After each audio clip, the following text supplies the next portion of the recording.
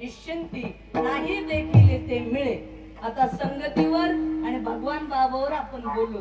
संताची संगती म्हणून मार्ग गती आकाळावा श्रीपती येणे पंथी। आपल्याला भगवान बाबाच्या विचाराची संगती लाभली त्याच्यामुळे जीवनाचं कल्याण झालं। तसं गोपाळ म्हणतात आम्हाला कृष्णाची संगती लाभली त्याच्यामुळे जीवनाचं कल्याण झालं। म्हणून संगती चांगल्याची करा, सुसंगती सदा घडो, सुजन वाक्य कानी पडो। संगती चांगल्याची ठेवायची, संताची संगती करा, सज्जनाची संगती करा, जीवनाचं कल्याण झाल्याशिवाय नाही। तुम्हाला बाकी गावचा विकास करायचा असेल तर संगती चांगली पकडावी लागेल, लाईन चांगली धरावी लागेल। संगती करावी सदा सज्जनाची, संगती करावी सदा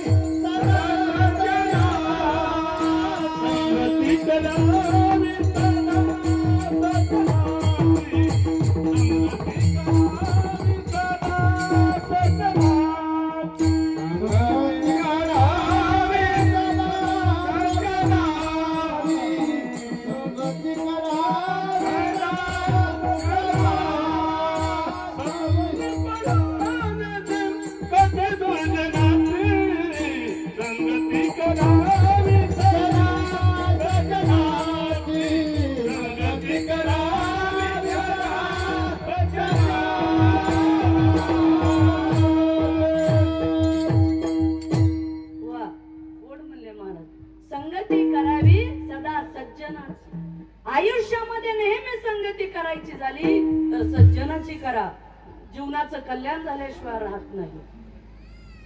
कर्णाने दुर्योधनाची संगती केली तर महाभारतासारखं युद्ध घडलं। अर्जुनाने कृष्णाची संगती केली तर या समाजाला गीतेसारखं तत्वज्ञान ऐकायला मिळालं। म्हणून चुकीच्या लोकांची संगती केली की जीवनाचं पतन झाल्याशिवाय राहत नाही। संतांची संगती करा, चांगल्या लोकांची संगती करा, म्हणजे जीवनाचं कल्याण झाल्याशिवाय राहणार नाही। म्हणून मैत्री करताना चांगल्या लोकांबरोबर मैत्री करा, नाहीतर अलीकडे असं झालंय वरून दोस्ती आतून कुस्ती असे मित्र येत। हा विचारायचं काम नाही, मित्र सुद्धा चांगला पाहिजे। कसा असावा मित्र? मित्र गारव्यासारखा असावा, असा मित्र पाहिजे। कसाही मित्र असून काय करतात त्या मित्राला? आपल्या दुःखामध्ये सहकार्य करणारा असावा, त्याला म्हणतात मित्र। तो दिलदार हृदयाचा असावा, असा जर असेल तर तो खरा मित्र। पण 20-20 वर्ष बरोबर राहतात आणि शेवटी कळतं की मित्रानेच मित्राचा घात केला, असे मित्र कामाचे नाही। मित्र असावा कृष्ण आणि सुदामा सारखा, त्याला म्हणतात मित्र। विठ्ठल विठ्ठल। काय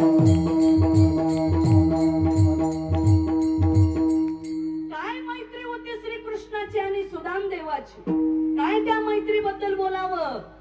गरीब सुदामा ब्राह्मण आणि श्रीकृष्ण परमात्मा संदीपनीच्या आश्रमामध्ये राहायला होते दोघ जण. आणि मग गुरु मातेने सांगितलेली सर्व कामं करायची. दोघही नंतर मोठे झाले. श्रीकृष्ण परमात्मा द्वारकेचे राजे झाले आणि इकडे सुदामा ब्राह्मण हे गरीब झाले. घरामध्ये खायला अन्नधान्य नाही, कपडे घालायला नाही, उपासमार व्हायला लागली.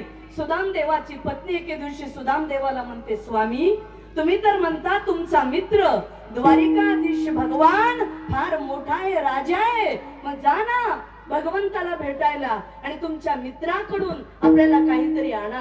पण सुदाम देवाला वाटलं की कसं जाऊ मित्राला मागायला. पण पत्नी म्हटली, जा ठीक आहे जायचं, पण काय घेऊन जायचं. मित्राकडे जाताना, राजाकडे जाताना आणि साधूला भेटायला मोकळ्या हाताने कधीच जायचं नसतं, काहीतरी घेऊन जावं लागेल. मग काय घेऊन जायचं. शेजारच्या इथून थोडे तांदूळ आणले, त्यालाच म्हणतात पोहे. एका याच्यामध्ये फडक्यामध्ये बांधले चिंधीमध्ये आणि त्याच्यात बांधून सुदाम देव दर कोस दर मुक्काम, दर कोस दर मुक्काम द्वारकेला जाऊन सुदाम देव पोहोचलेले आहेत. आता दारामध्ये सर्व रक्षकच होते ना. आता सुदाम देव हे गरीब, अंगावर शर्ट नाही, धोतर फाटलेलं, डोक्यावर पगडी नाही. सेवकाने विचारलं, कोण आपण. मी सुदामा. कुठे जायचंय. द्वारिकाधीश श्रीकृष्णाला भेटायला जायचंय. ते कोण आहेत. अहो तो राजा आहे. ठीक आहे, पण माझा मित्र आहे. सेवक लोक लागले ना हसायला, कारण खालची लोक विचित्र असतात बरं का. त्यालाच म्हणतात चमचे.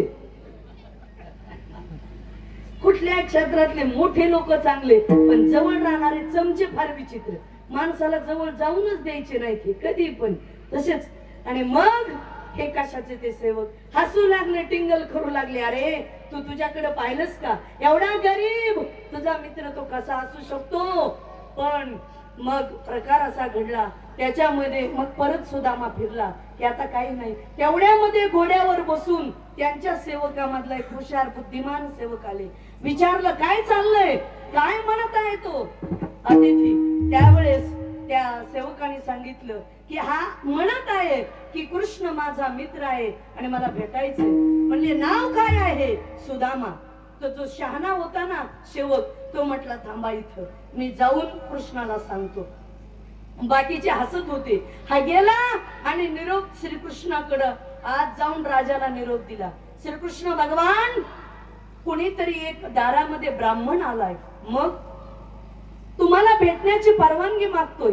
कृष्ण भगवान म्हटले, माझ्या दरबारामध्ये ब्राह्मणांना भेटायला कधीपासून परवानगी काढावी लागली. ब्राह्मण अतिथीचा मी कधीही सत्कारच करतो. नाही नाही, पण वेगळं काय वेगळं. अंगावर कपडे नाहीत, धोतर फाटलेले आणि तो म्हणतो तुमचा मित्र आहे. पण नाव काय. कृष्ण परमात्म्याने ऐकलं सेवकाच्या तोंडून, सुदामा. सुदामा. भगवान परमात्मा सिंहासनावर बसले होते. ताणकन उठले, पायामध्ये काही घातलं नाही, डोक्यावर टोप नाही कृष्णाच्या. धावत पळत सुदामा सुदामा सुदामा करत भगवान श्रीकृष्ण परमात्मा आतल्या राज दरबारातून ते गेट पर्यंत पळत चालले. सर्व सेवक पाठीमाग, कृष्ण पुढं, सेवक पाठीमाग, कृष्ण पुढं. सुदामा सुदामा सुदामा. सुदामा पार पलीकडे गेलेला होता. त्या सुदामाला बोलून आणलं आणि सुदामाला काय सांगावं, कडकडून भगवंताने मिठी मारली. दोघांच्या डोळ्यात अश्रू आलेत आणि सुदामाला कृष्ण भगवान म्हणत आहेत, अरे सुदामा, या मित्राची भेट न घेता कसा चालला होतास. तेव्हा सुदामाने सांगितलं, अरे कृष्णा, हे लोक मला तुझ्यापर्यंत येऊ देत नव्हते, तू कशाचा मित्र म्हणत होते. काय सांगावं, काय त्या सुदामाचं आणि कृष्णाचं प्रेम होतं, काय बोलावं. विठ्ठल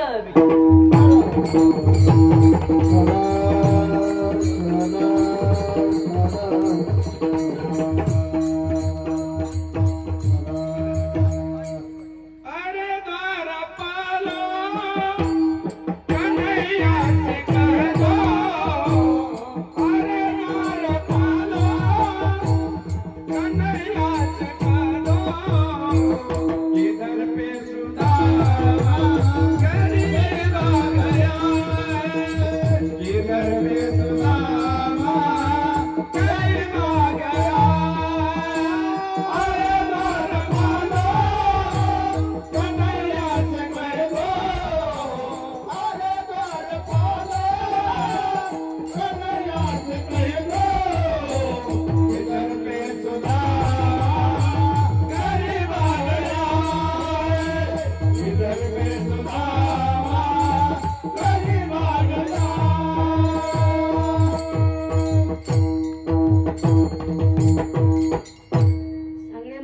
छान गायलं, अरे द्वार पालो कन्हैया से कहे दो इधर पे सुदामा गरीब आ गया है. भगवंताने राज दरबारामध्ये आपल्या घेऊन गेले.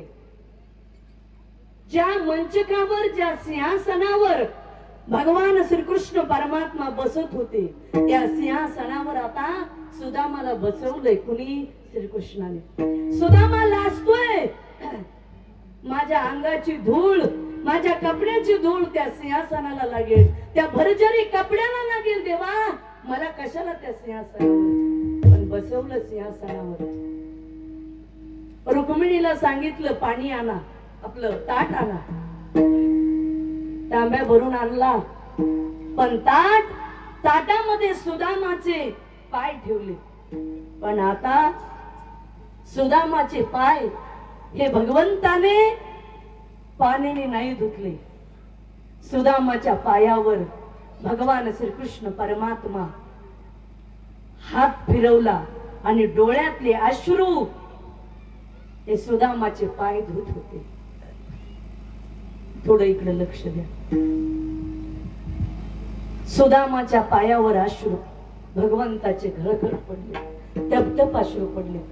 सुदामाचे पाय भगवंताने हातात घेतलेत आणि सुदामाला मोडलेली काटे भगवान श्रीकृष्ण परमात्मा एक एक काटा काढू लागलेत आणि कृष्णाच्या डोळ्यातही अश्रू आलेत. सुदामा, अरे सुदामा, काय तुझे पाय झालेत रे? सुदामा, काय मित्र असावा, विचार करा.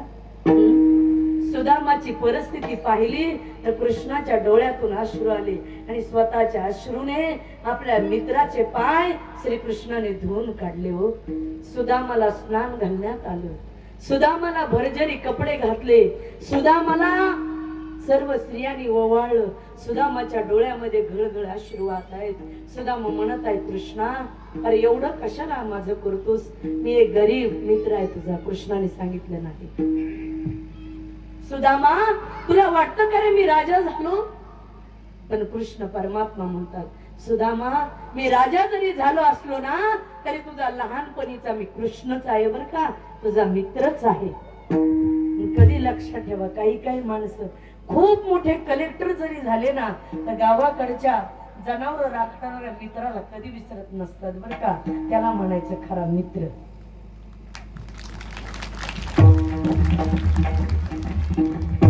अहो, माणूस पैशाने मोठा होईल पण अंतःकरणाने, प्रेमाने नसतो माणूस मोठा. हृदयाने माणूस मोठा असतो. म्हणून अशाच्या संगतीमध्ये असं प्रेम जीवनामध्ये केलं पाहिजे. त्याला म्हणतात संगती. विठ्ठल.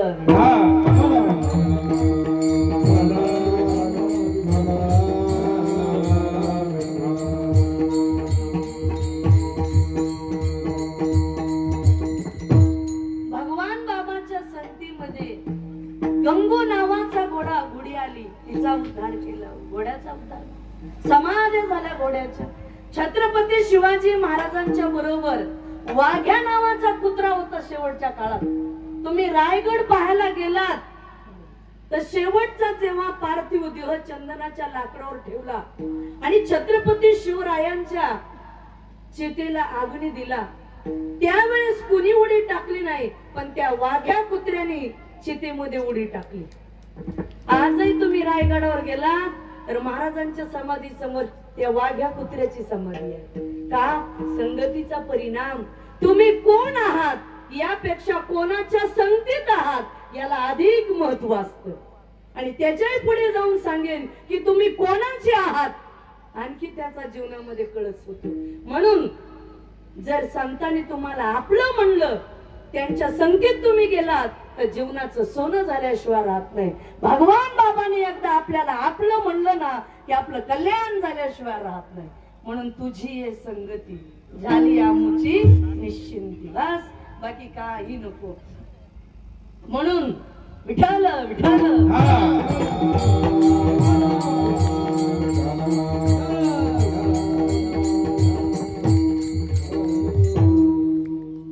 अशाच्या संगतीमध्ये आपण जीवनामध्ये गेलं पाहिजे. तुझी हे संगती झाली आमची निश्चिंती. आता आपण म्हणतो समाधान झालं केव्हा? थोडस आपल्याला काम धंदे मिळाले, पैसा पाणी मिळाला की समाधान, त्याची पण गरजच आहे हो. कामही मिळाले पाहिजेत, माल येतो ताल नाही तो बुरी हाल. पैसे बी पाहिजेत, पैशाशिवाय खरं नाही. तिथंही काम आणावे लागतात.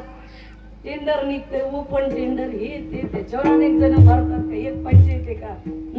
सध्या आपल्या बीड जिल्ह्याचे पालकमंत्री आहेत धनुभाऊ धनंजय मुंडे.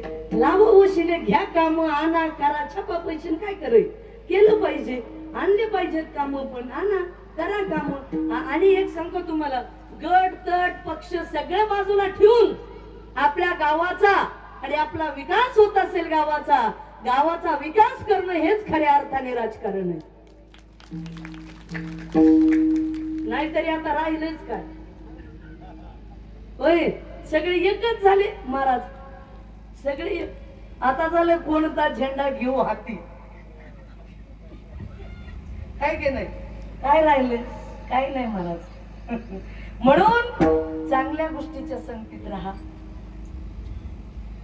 देव, देश आणि धर्म याची संगती जीवनामध्ये ठेवा. देशावर प्रेम करा, देवावर प्रेम करा, धर्मावर प्रेम करा.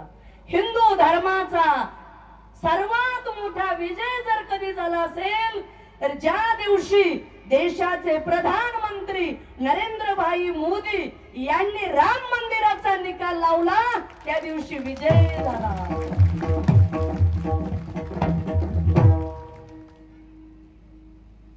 150 वर्ष इंग्रजांनी राज्य केलं, पोर्तुगीज आले, डच आले, आदिलशाही, निजामशाही, कुतुबशाही, पण सगळ्यात वाईट होते बाबर. बरोबर आहे. यांनी जास्त वाटोळ केलं. मस्जिद पाडायचं काम कोणी केलं?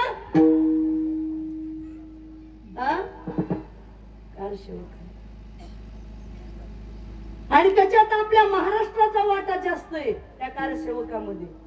रामाने तरी 14 वर्ष वनवास केला, पण राम मंदिर उभा राहायला 500 वर्ष वनवास करावा लागला.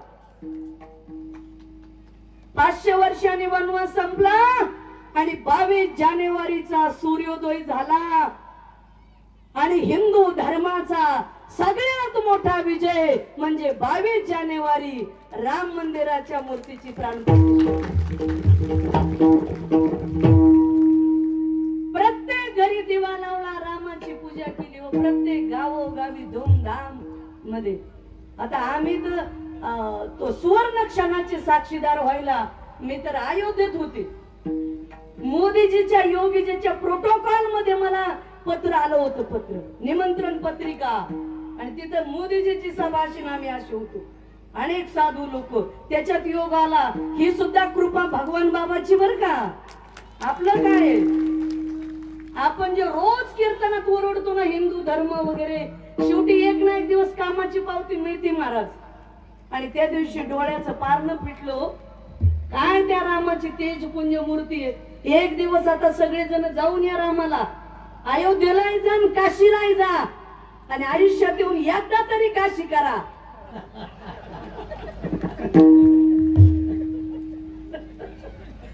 खरंच काशी करा. जसं म्हणतो का पंढरीची वारी करा, तशी काशी करा म्हणतात. काशीला जा. खरंच मोदीजींनी ना काशीचंही तसंच बनवलंय. आणि तुम्ही माझ्या पुढे बसलेले सगळे ते तोंडे साहेब, ते सगळे बरीच माणसं होती, ते सगळे शिकलेलेच आहेत. लक्षात घ्या, 31,000 कोटी रुपये अयोध्येच्या विकासासाठी दिले. किती? 31,000 कोटी. 31,000 नाही,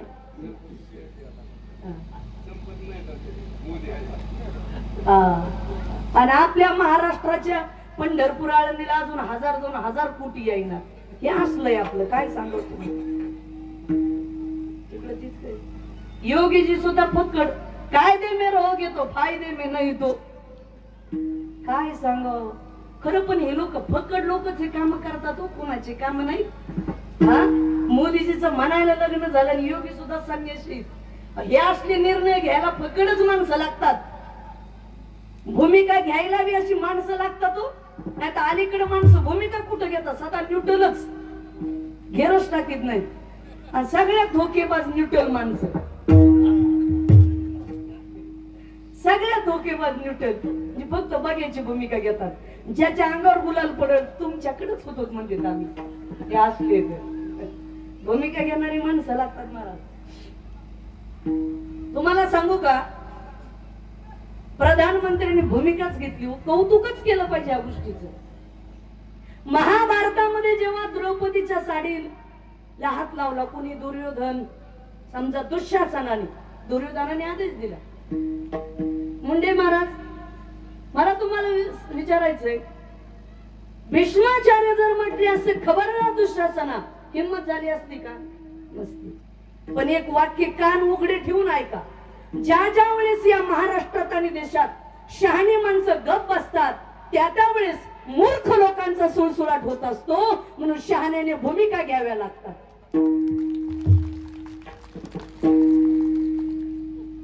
भूमिका तसं प्रधानमंत्र्यांनी भूमिकाच घेतली महाराज. म्हणूनच ही गोष्ट घडली, नाहीतर हे शक्य नव्हतं, इम्पॉसिबल होतं. काय कमी पंतप्रधान झाले का आतापर्यंत? पण कुणीच जो निर्णय घेतला नाही तो मोदीजींनी निर्णय घेतला. 11 दिवस उपवास केला त्या माणसाने, 11 दिवस. आणि राम मंदिर उभा राहिलं, सुंदर राम मंदिर उभा राहिलं. राष्ट्राच्या अस्मितेचा प्रश्न, हिंदू धर्माच्या अस्मितेचा प्रश्न, आमची आन बान शान म्हणजे राम प्रभू आहेत. बन गया है मंदिर, बन गया है मंदिर, कसम तुम्हारे राम प्राण से प्यारा है, मन से प्यारा है, अवधपुरी का धाम बनाएंगे मंदिर, बनाएंगे मंदिर,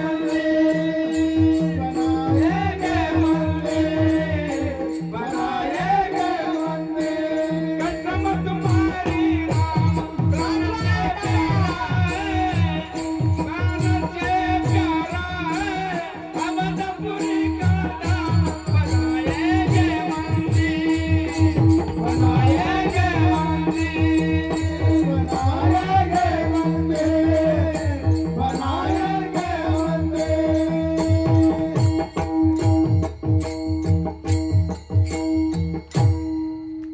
वा, जोरात टाळ्या वाजवा एकदा. महाराज छान म्हटले. बनाएंगे मंदिर नाही, आता बन गया है मंदिर. बनलो हो, जाऊ दे म्हणले. हे बघा, अनुदान विनोदान हे सोडून काय असतं, काही गोष्टीचा विचार करू नका. काही काही लोक काय म्हणतात, पण आहे का अनुदान, मिळाला का हे पीक विमा, जाऊ द्या हो. नाहीतरी आपल्याला किती मिळालं तरी कमीच आहे. तुम्ही सांगा बरं, माणसं कधी थांबलेत का? वकील साहेब होय, किती मिळू द्या, दराची माती दरालाच. आता आम्हाला रोज एका कीर्तनाचे 25-30 हजार आहेत, तरी कमीच आहे. काय करायचं, तरी काहीच नाही. माग ना पुढं गोसावी रड, एकटाच मी, तरी पण पुराणाच.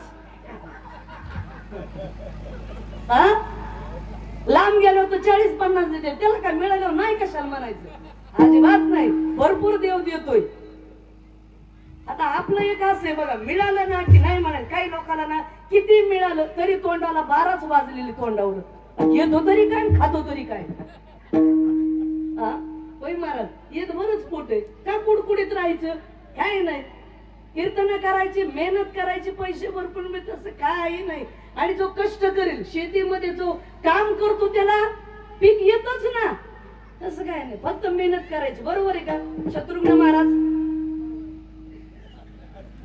हे म्हणले मी तर अनेकाला वाजवलं, महाराष्ट्रभर फिरत राहतात, काही नाही हो. हा, भाषण केलं तर राशन नाही, सर्व मिळतं. आता जगात तयारी पाहिजे मेहनत घ्यायची. आम्ही अयोध्येवरून आलो, बुलढाण्याकडे गेलो, रात्री 1 झालाय, 2-3 वाजता झोपलो, पुन्हा आज 1, संध्याकाळी 1, सारखं चालूच. काय नाही, जोपर्यंत चालतोय तोपर्यंत चालवायचं. आणि किती भेटल्यानंतर माणूस थांबतोय, काही नाही. आम्हाला तर काहीच नाही बघ, ना मुलं ना बाळा ना काहीच नाही. पण तरी पण काय, भक्त लोक असतात. आम्ही या कोरोनाच्या अगोदर 40-50 मुली सांभाळल्या, कोणाचा रुपया न घेता.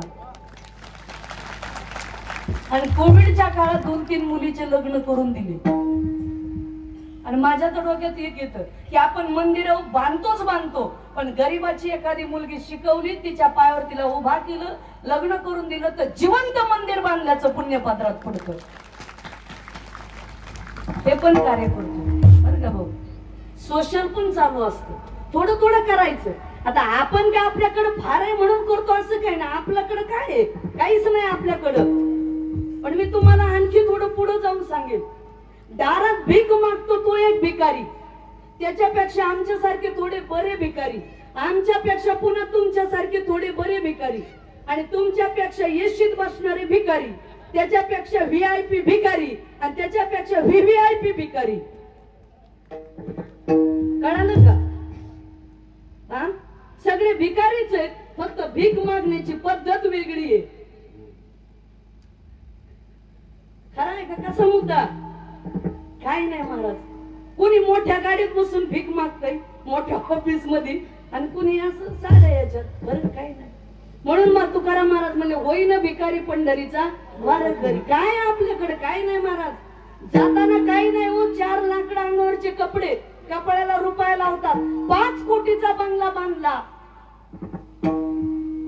आणि 10 लाखाचं टॉयलेट बाथरूम बांधलं, तरी आंघोळ बाथरूम मध्ये नसती, दारातच, बाहेरच. असे चालवतो ना असेच जाणार आहेत का? खूप पैसे कमवणार 1-2 क्विंटल सोनं टाकलं का त्यांच्या चितीत कुणी?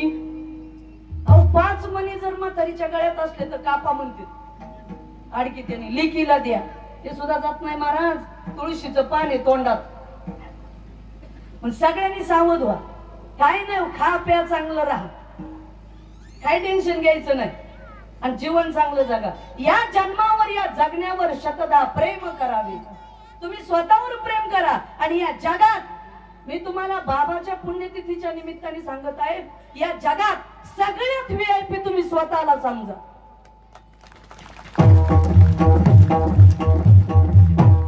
आणि स्वतःला वेळ द्या, स्वतःला डेव्हलप करा. काही नाही, याच्या त्याच्यावर टीका, निंदा, चर्चा करण्यापेक्षा स्वतः फ्रेश जगा, आणि स्वतःचा विकास स्वतः करा. काय नाही हो, जगणं ही तुम्हाला सांगता, ही सृष्टी फार चांगली आहे, फक्त आपली दृष्टी बदलली पाहिजे. नेहमी पॉझिटिव्ह लोकांच्या संगतीत राहा, निगेटिव्ह लोकांच्या सानिध्यात राहायचं नाही. आपला मेंदू खराब होतो, त्याचा तर झालेलाच आहे, पण आपला करतो तो. त्याच्यामुळे मूर्खाच्या संगतीत राहायचं नाही, चांगल्याच्या सानिध्यात, त्याला जगणं म्हणतात. म्हणून तुझी हे संगती झाली आमुची निश्चिंती, नाही दखिले ते मिळे. देवा गोपाळ म्हणले, देवा तुझ्या संगतीत आलो, जे पाहायला नव्हतं ते पाहायची वेळ आली, सर्व काही मिळालं. पण जीवनामध्ये सर्व मिळून घ्या, आनंदी राहा, चांगलं जगा. आणि एक सांगू का, आयुष्यामध्ये लोकांचा विचार करू नका, स्वतःचा करा. फार लोकांचा विचार करायला आपण काय हे लागून गेलो नाही, काही नाही. आपण आपला विचार करा. एक पती पत्नी होते, सोयाबीन काढून आले होते शेतात. आता आल्यानंतर पत्नीने चूल पेटवली, चुलीवर चहा ठेवला, पतिदेवाला दिला, ह्याही प्याल्या, आणि मग चुलीवर तवा टाकला, ताट ठेवलं, पीठ मीठ घेतलं, भाकरी बनवायला सुरुवात केली, आणि पतिदेव आले ना चुलीजवळ. आता आपले गडी माणसं बसतातच चुली पुढं शेकत, बसले बसल्या म्हणले, बंड्याची आई आपलं तर फार डोकं दुखतंय. म्हणजे काय झालं? फार देशाचं वाटोळं झालं. म्हणजे कसं काय? विचारूच नका. देशाचे पंतप्रधान मोदीजी आणि शहा सकाळपर्यंत काय निर्णय घेतील याचा मेळच लागत नाही, आणि महाराष्ट्राची तर अख्खी खिचडी झाली. माझं डोकं फुटायची वेळ आली, काय करू? बंड्याची आई तू तरी सांग. बंड्याची आई म्हणली, फार डोकं दुखतंय ना, दारूच्या मेडिकल वर जा, चांगल्या गोळ्या औषध घ्या, मेडिसिन खा, म्हणजे डोकं दुखायचं राहील. हे माशे म्हणले, बंड्याची आई तुला कळे ना कसं, हे का डोकं गोळ्याचं मेडिकलचं डोकं आहे का? या देशाचं कसं होईल, महाराष्ट्राचं कसं होईल, आणि बीड जिल्ह्याचं कसं होईल, म्हणून माझं डोकं दुखतंय. मग पत्नी म्हणली, बंड्याचा बाप, देशाचं काही होऊ द्या, खाली दूध धर पेटलंय ते बघा.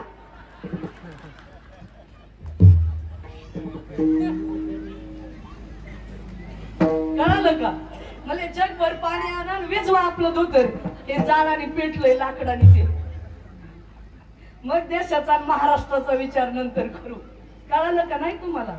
हा, म्हणजे आपलं बघ जागोदर काही माणसं घरात बायको ऐका ना आणि चर्चा पंतप्रधानावर. काय कमाल आहे हा? मला कमाल वाटते काय काय लोकांची. काही नाही उगी बाहेर गप्पा मारायच्या गल्लीत. रावसाहेब घे तंबाखू, भाऊसाहेब घे चुना. चुना एकाची, तंबाखू एकाचा. असं केलं की अख्खा देश गिळून टाकते. तर पुन्हा हे देशात काही खरं नाही बो. काय करे. अरे घरात मेळ नाही. बायको एका पक्षात, पोरग एका पक्षात, आपण एका पक्षात. 4 माणसात मेळ जुळा ना आणि देशाचं मेळ कुठे लावायला लागले. तिथं जायला काहीतरी लागलं असेल ना. ते अलीकडे काय झालंय आपल्याला काहीच कळत नाही ना. पण नाही त्याच्यावर बोलतो. कशावर काही बोलत जाऊ नका. उचली जीभ लावली टाळायला. फार विचार करू नका. स्वतःच बघा, चांगलं जगा, आनंदी जगा. असो तुझी संगती झाली आमोची निश्चिंती. नाही देखील ते मिळे भोग सुखाचे सोहळे. कृष्ण परमात्म्याला गोपाळ म्हणले देवा तुझ्या संगतीत आलो. जे बघितलं नाही ते पाहायची वेळ आली. नाहीतर आमच्या घरी काय होतं. घरी ताकाचे सर्व